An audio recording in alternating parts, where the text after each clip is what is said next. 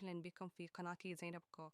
وصفة اليوم سمبوسة لحم وسمبوسة ماش باللحم بطريقة سهلة ونبيلة.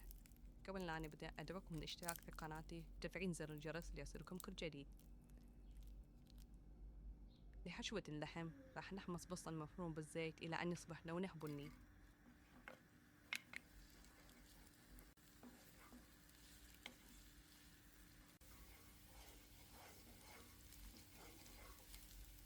نضيف اللحم المفروم ونحركه بشكل سريع إلين يتغير لونه. ممكن نفتته شوي بالملعقة أو الشوكة، وأحيانا أنا أخلط اللحم بالخلاط يكون ناعم جدا. نضيف رشة ملح مع بهارات كركم، كزبرة، كمون، فلفل أسود، بهار لحم.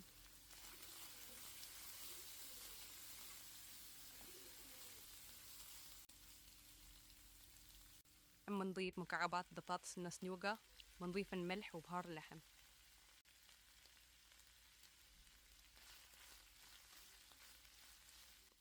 الجزر المبشور راح يكون لذيذ مع حشوة اللحم، أما في حشوة الماش فهو يكون حسب الرغبة.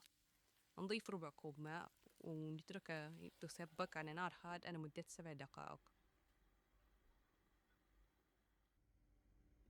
نتركه يبرد ونضيف بقدونس أو كراث.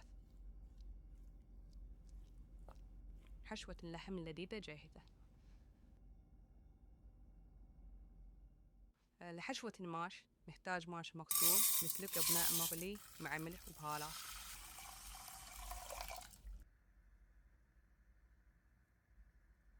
ونص ملعقة صغيرة من بيكربونات الصوديوم.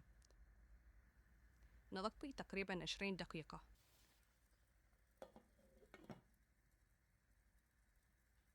بعد مرور الوقت نشف الماء، لكن الماش يحتاج لسلق أكثر.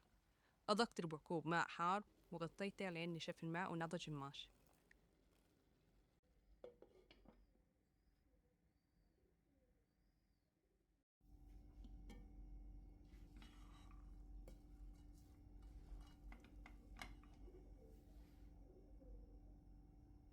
نضيف الماش على حشوة اللحم مع إضافة الكراث وملعقة كبيرة جبن كاسات.